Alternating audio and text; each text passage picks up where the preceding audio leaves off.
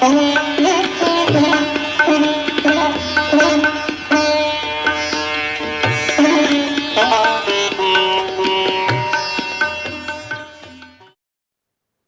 का, आहार का शरीर पर बड़ा ही महत्वपूर्ण असर पड़ता है। दीपक अंधकार को नष्ट कर देता है, मानो अंधकार को खा लेता है, लेकिन अंधकार खाने के बाद फिर वो काजल ही उगलता है, कालिख ही उगलता है। तो वैसे ही शरीर पर भी उस अन्न का अच्छा या बुरा प्रभाव पड़ता है जिस तरह की वो अन्न की कमाई होती है। तो इसका अभिभावकों को विशेष रूप से ध्यान रखना चाहिए। यदि हम चाहते हैं कि हमारा बच्चा सुसंस्कारी बने, हम चाहते हैं कि हमारा बच्चा अच्छा बने, तो हमें उसे अच्छा आहार, शुद्ध कमाई, ईमानदारी की कमाई का आहार देना होगा। अन्नप्राशन संस्कार के जो क्रम हैं, उस क्रम को 2-3 रूपों में बांटा गया है। पहला, जब बच्चे को आहार देने की बात आती है, अन्नप्राशन संस्कार किया जाता है, तो जिस पात्र में आहार रखते हैं पहले उसका भी पूजन करते हैं। पात्र पूजन ये पहला क्रम है उसमें। वास्तव में पात्र पूजन का तात्पर्य है पात्रता के विकास करने का शिक्षण। बच्चे में, अचेतन मन में बच्चे के ये भाव पहुंचना चाहिए, ये संकेत जाना चाहिए कि हमें जो कुछ भी प्राप्त होगा वह पात्रता के विकास से प्राप्त होगा। जैसी हमारी पात्रता होगी, जैसी हमारी योग्यता होगी, वैसी ही चीज़ें हमें प्राप्त होंगी। तो इसका एक सूक्ष्म संकेत मानो इस क्रम के साथ जुड़ा हुआ है। और दूसरी बात इसमें ये जुड़ी है कि साध्य के साथ साधन को भी शुद्ध होना चाहिए। जिस लक्ष्य को हम पाना चाहते हैं, उस लक्ष्य के पाने के लिए जिन साधनों का उपयोग है, अन्नप्राशन का लक्ष्य क्या है? शुद्ध संस्कारित अन्न ग्रहण करना। तो जब अन्नप्राशन संस्कार होने चल रहा है, तो जिस संस्कारित अन्न को ग्रहण किया जाने वाला है, तो जिस पात्र में रख करके ग्रहण किया जाने वाला है, उस पात्र को भी शुद्ध और पवित्र होना चाहिए। उसका भी पूजन किया जाता है, उसमें भी देवत्व का संचार किया जाता है कि अब इस पात्र में जब संस्कारित अन्न रखा जाएगा तो वो अंदर पहुंच करके, पेट में पहुंच करके वो अपना अभीष्ट प्रभाव दिखाएगा, अभीष्ट प्रभाव उसका पड़ेगा। तो इसीलिए पात्र पूजन पहले जुड़ा है। ये छोटे से लेके बड़े तक सभी के लिए ये शिक्षण देता है कि हम जिन साधनों से जिस साध्य की प्राप्ति करना चाहें, उन साधनों को भी शुद्ध और पवित्र रखने का हमें प्रयास करना चाहिए। तो पात्र का जो पूजन करते हैं उसमें देवत्व का संचार करते हैं, उसकी शुद्धता सफाई का ध्यान रखते हैं, किसी तरह का कोई विकार उसमें ना हो। बर्तन मांज करके उसमें भोजन किया जाता है। बर्तन थोड़ा गंदा है, गिलास में किसी को पानी देते हैं, यदि थोड़ा सा गंदापन है तो अच्छा नहीं लगता है, पीने वाले को भी संकोच होता है, देने के वाले को भी संकोच होता है। तो इसीलिए जो शुद्धता का ध्यान रखा जाता है, पवित्रता का ध्यान रखा जाता है, उसके पीछे यही मूल उद्देश्य काम करता है कि पात्र शुद्ध और पवित्र हो। अर्थात जहाँ से हमारा ये संस्कार पड़ने वाला है, जिस अंतःकरण के माध्यम से संस्कार बद्धमूल होने वाला है, दृढ़ता प्राप्त करने वाला है, उस अंतःकरण को, उस पात्र को शुद्ध और पवित्र रहना चाहिए। अंतःकरण शुद्ध और पवित्र होगा तभी उस अंतःकरण में जो कोई अच्छी बातें बताई जाएंगी, जो अच्छी बातें पहुँचेंगी, सुसंस्कार पहुँचेंगे, वे उसमें दृढ़ता के साथ आरूढ़ होंगे, प्रतिष्ठित होंगे, और फिर बाद में आगे चल करके वही स्वभाव और संस्कार के रूप में, व्यवहार के रूप में आगे वो चरितार्थ होगा। तो ये पात्र पूजन का पहला क्रम अन्नप्राशन संस्कार के साथ इसीलिए इसमें जुड़ा हुआ है। ओम हिरण्मयेन पात्रेण सत्यस्य पिहितं मुखं तत्त्वं पुषन्न पावृणु सत्य धर्माय दृष्टये। अब दूसरा क्रम क्या है? दूसरा है अन्न का संस्कार। जिस अन्न को अभी शिशु को ग्रहण कराया जाने वाला है, उस अन्न का पहले संस्कार किया जाए। रोज रोज तो ये क्रम इस रूप में तो संभव नहीं है, लेकिन इस रूप में आगे भी संभव है कि अभी तो पहली बार बच्चे को आहार ग्रहण कराया जा रहा है, ठोस आहार दिया जा रहा है।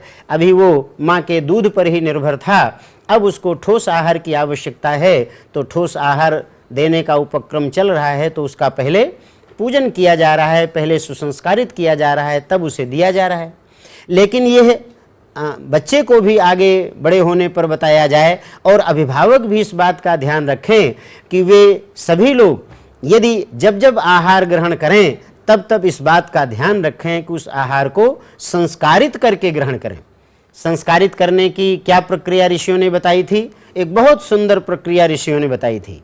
उन्होंने कहा था कि जब आहार ग्रहण करने को हो तो आहार भगवान की कृपा से, अपने पुरुषार्थ से और भगवान की कृपा से, पुरुषार्थ भी मानो भगवान की कृपा से ही मिला है। शरीर स्वस्थ है, दिमाग अच्छा काम करता है तो हम अच्छी कमाई कर पाते हैं। तो पुरुषार्थ और ईश्वर की व्यवस्था के आधार पर जो आहार हमें मिला है उसको ग्रहण करने से पहले उसे हमें ईश्वर को अर्पित करके ग्रहण करना चाहिए। जब हम उसको ईश्वर को अर्पित करते हैं, पुरानी भाषा में इसे भगवान को भोग लगाना कहते हैं। भगवान को भोग लगा करके आहार ग्रहण करने की परंपरा रही है। उसके पीछे यही उद्देश्य था कि जब जो कुछ हम थाली में हमारे सामने आया है उस पर केवल हमारा अधिकार नहीं है, जिसने वो व्यवस्था बनाई है सबसे पहले उसका अधिकार है, तो पहले उसको अर्पित किया जाए। और क्या परंपरा थी? ये भी परंपरा थी कि थोड़ा आहार उसमें से पहले निकाल लिया जाता था। वो आहार चिड़ियों को दे दिया जाता था, गाय को दे दिया जाता था, किसी और ऐसे प्राणियों को खाने के लिए दे दिया जाता था, क्योंकि जो ऐसे प्राणी हैं अपना आहार कमाने की स्थिति में नहीं है, एकत्र करने की उतनी स्थिति में नहीं जितना कि हम हैं, तो उनका अधिकार भी इसमें बनता है। इसीलिए ये कुछ अर्गासन निकालना पुरानी भाषा में कहा करते थे। आगे भोजन करने, अग्रासन शुद्ध शब्द है, अर्गासन हो गया उसका तद्भव, कि भोजन करने से पहले आगे कुछ अशन के लिए, कुछ भोजन के लिए उन प्राणियों के लिए, उन पक्षियों के लिए, उनके लिए निकाला जाए जो स्वयं इतने सक्षम नहीं है अपना आहार ग्रहण करने के लिए। तो क्या होगा? एक भाव उसके साथ जुड़ेगा कि जो कुछ हम ग्रहण कर रहे हैं पहली बार तो भगवान के द्वारा ये व्यवस्था बनाई गई है, तो भगवान का अधिकार उसमें पहले है, भगवान को भोग लगा दिया गया, तो अब ये क्या हो गया? ये भगवान का प्रसाद हो गया। जब प्रसाद भाव से ग्रहण करेंगे तो उसका संस्कार हमारे अंतःकरण में बहुत अच्छा पड़ेगा, बच्चे के अंतःकरण में भी ये प्रभाव अच्छा पड़े। इसी के लिए पहले अन्न को संस्कारित करने की परंपरा है। संस्कारित करते हैं तो पहले कौन सा अन्न खिलाते हैं? परंपरा में यहाँ भी वही बात है कि जैसे याद होगा उसमें जो बच्चा जब माँ के पेट में आता है तो माँ को खीर खिलाते हैं, चरु प्रदान करते हैं। तो चरु में जो चावल, दूध, मिष्ठान आदि होता है, लगभग वैसा ही बच्चे के लिए भी जब पहली बार आहार तैयार करते हैं तो यही सब चीज़ें उसमें भी होती हैं। कुछ चीज़ें और ज़्यादा होती हैं, इसमें मधु भी मिला दिया जाता है, तुलसी दल भी मिला दिया जाता है, गंगा जल भी मिला दिया जाता है, और वो चावल, शर्करा और दूध तो पहले से ही है। ये जितनी चीज़ें हैं ये बड़ी ही शुद्ध, सात्विक और बड़े ही अच्छे गुणों वाली हैं। चावल की पौष्टिकता सबको मालूम है, शर्करा की मधुरता मालूम है, दूध में सात्विकता का गुण है। ॐ पयः पृथिव्यां पय ओषधीषु पयो दिव्यन्तरिक्षे पयोधाः पयस्वतीः प्रदिशः सन्तु मह्यम्। मधु धरती का अमृत कहा जाता है। मधु में जितनी टॉनिक होती है, जितनी गुणवत्ता होती है उसको एक प्रत्यक्ष टॉनिक कहते हैं, सबसे अच्छा, निरापद, और किसी में तो किसी तरह का कोई दुष्प्रभाव भी हो सकता है, लेकिन शहद में शुद्ध शहद हो तो उस पर कोई दुष्प्रभाव नहीं होता है। बच्चे से लेके बूढ़े तक सब के लिए वो बहुत ही आसानी से पचने वाला होता है। और कहते हैं कि एक चम्मच शहद लिया जाए तो तुरंत वो ताकत देता है, तुरंत वो ग्लूकोज में परिवर्तित होकर के शरीर का अंग बन जाता है। तो मधु भी मिलाया जाता है इसमें। ॐ मधुवातारितायते मधुक्षरन्ति सिन्धवः माध्वीर्नः सन्त्वोषधीः ॐ मधुनक्तमुतोषसो मधुमत्पार्थिवग्वंरजः मधुद्यौरस्तु नः पिता ॐ मधुमान्नो वनस्पतिः मधुमाम् अस्तु सूर्यः माध्वीर्गावो भवन्तु नः। तुलसी दल मिलाते हैं। तुलसी ऐसी वनौषधि है, ऐसी औषधि है जो बड़ी ही विकार नाशक मानी जाती है, तो किसी तरह का उसमें विकार न रहे।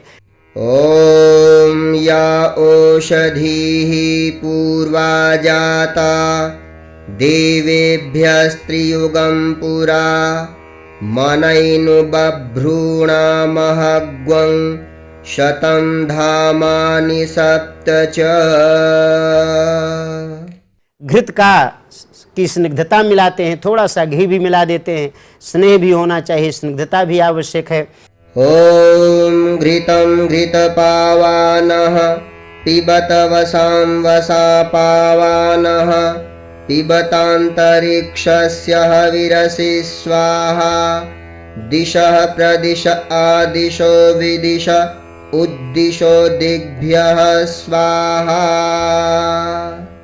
और गंगा जल या किसी शुद्ध उसका जल होना चाहिए। जल की पावनता, पवित्रता, गंगा जल की आध्यात्मिकता। ॐ पञ्चनद्यः सरस्वतीम् अपयन्ति सस्रोतसः सरस्वती तु पञ्चधा सोदेशे भवत्सरित। तो ये सारे गुण उस आहार में समाविष्ट हो जाएं, मंत्रों के माध्यम से उसमें मंत्र शक्ति का प्रभाव भी पड़ता है। मंत्र इसीलिए बोले जाते हैं, देवताओं की साक्षी में किया ही जा रहा है। तो इस तरह से सब मिला करके उस अन्न को संस्कारित किया जाता है, जिस अन्न को अभी शिशु को ग्रहण कराया जाएगा, शिशु को दिया जाएगा। और यह भाव भी उसमें बीजारोपित किया जाता है कि आगे भी जब बच्चा बड़ा हो, समझदार हो, तो वो जब भी आहार ग्रहण करे तब वो भगवान का ध्यान करके करे। परम पूज्य गुरुदेव ने इसीलिए आहार ग्रहण करते समय 3 बार गायत्री मंत्र बोलने का विधान बनाया है। गायत्री मंत्र बोलकर जब आहार ग्रहण किया जाता है तो गायत्री मंत्र की जो प्रेरणा है, धियो यो नः प्रचोदयात्, सबको सद्बुद्धि की प्राप्ति हो, सद्भाव सद्बुद्धि वाला स्वरूप उस आहार में समाहित हो जाता है। और जब व्यक्ति आहार ग्रहण करता है तो वो सद्बुद्धि को सहज ही प्राप्त करता है, सुसंस्कारों के रूप में। भगवान श्री कृष्ण ने गीता में भी इसी तरह की कुछ बातें कही हैं। उनका कहना है कि यज्ञ का बचा हुआ जो आहार ग्रहण करता है, यज्ञ का तात्पर्य क्या है? यज्ञ का भी वही है कि जो कुछ थाली में हमारे पास आया उस पर केवल हमारा एकाधिकार नहीं है। केवलाघो भवति केवलादि, वेद मंत्र कहता है। यदि हम अकेले ही आहार ग्रहण करते हैं तो मानो हम पाप ग्रहण करते हैं। केवलादो भवति केवलाघी, यदि हम केवल स्वयं ही आहार ग्रहण करते हैं तो हम मानो पाप के भागीदार बनते हैं, पाप को खाते हैं। इसीलिए बांट के खाने का नियम होता है। बांट के खाने का वहाँ कोई ऐसा नहीं है ज़रूरतमंद जिसको खिला सकें, तो इसीलिए भगवान को अर्पित कर देते हैं। थोड़ा आहार बाहर निकाल लेते हैं, जैसा थोड़ी देर पहले मैंने कहा था। तो इस तरह से गीता में भगवान कृष्ण ने इसी को यज्ञ कहा है। यज्ञ करके किसी को खिलाकर खाना, तो उन्होंने लिखा उसमें यज्ञ शिष्टासिनः संतो मुच्यन्ते सर्वकल विषयी। यानी जो यज्ञ का बचा हुआ आहार ग्रहण करता है, यानी किसी को खिलाने के बाद खाता है, तो मानो उसके सारे पाप नष्ट हो जाते हैं। पाप का तात्पर्य क्या है? आज के लोगों को पाप शब्द समझने में ज़रा दिक्कत पड़ती। कहते हैं न जाने क्या पाप पुण्य की मान्यता बना दी है, किसने बना दी है, क्या कर दिए है। वास्तव में पाप कुछ ऐसा नहीं है। पाप हमारे ही कुसंस्कार हैं, हमारे ही दुर्विचार हैं, हमारी ही दुर्बुद्धि है, उसी को पाप कहा गया है। क्योंकि जब दुर्बुद्धि आती है, कुसंस्कार आता है, तो उसका प्रभाव जैसा पड़ता है वही पाप का प्रभाव माना जाता है। तो यही तात्पर्य इसका है कि सर्वकिल विषयी, हमारे सभी पाप नष्ट हो जाएंगे, यानी जो हमारे कुसंस्कार हैं वो नष्ट हो जाएंगे। तो अन्न संस्कार करके तब उस अन्न को बच्चे को खिलाने का विधान है। ॐ देवीं वाचमजनयन्त देवाः तां विश्वरूपाः पशवो वदन्ति सा नो मन्द्रेशमूर्जं दुहाना धेनुर्वागस्मानुपसुष्टुतैतु स्वाहा इदं वाचे इदं न मम।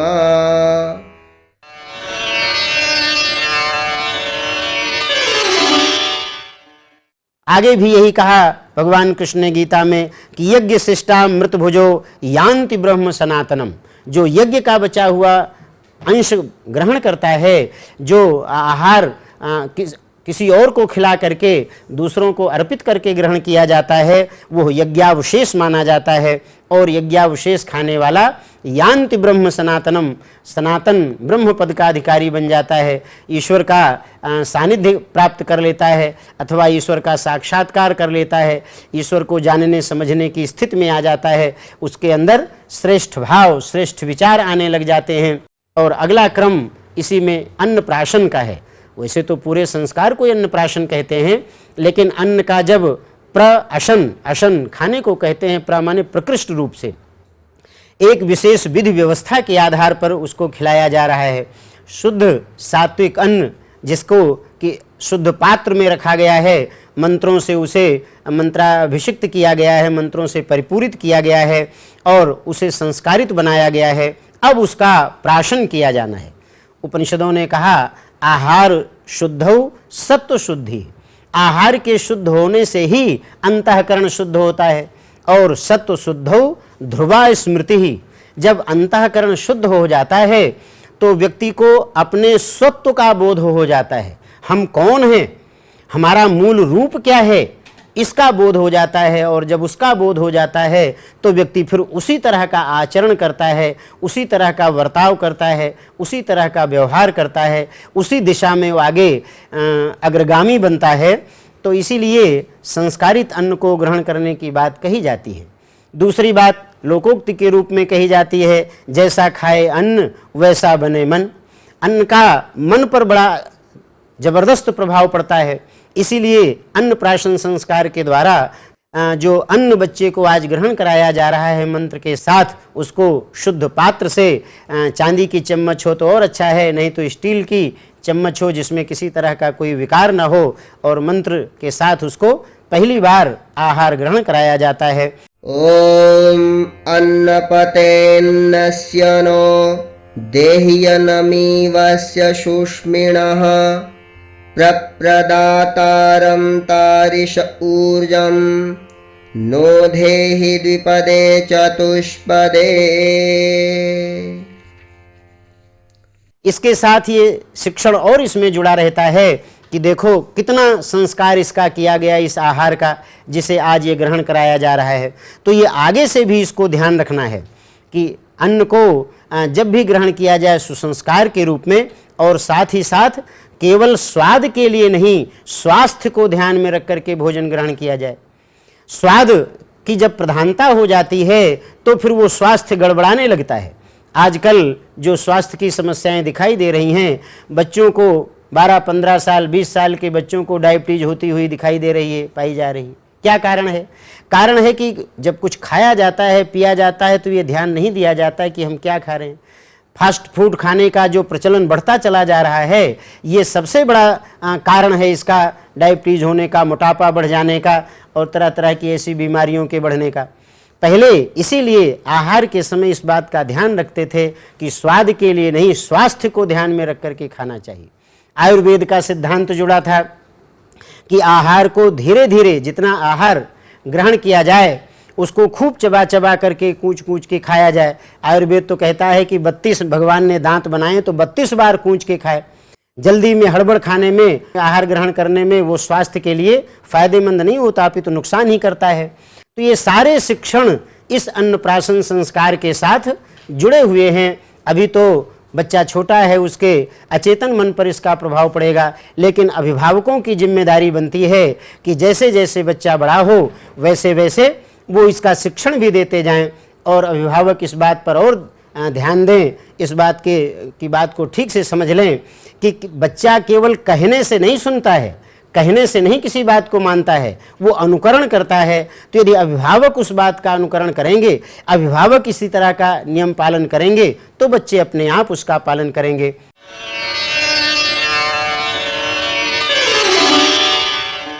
तो ये सारा जो उपक्रम अपनाया गया अन्नप्राशन संस्कार के क्रम में, चाहे वो पात्र पूजन हो, चाहे अन्न का संस्कार हो, और अंत में चाहे अन्नप्राशन यानी अन्न को विशेष प्रक्रिया से ग्रहण कराने का हो, ये सब मिल करके अन्नप्राशन संस्कार कहलाता है।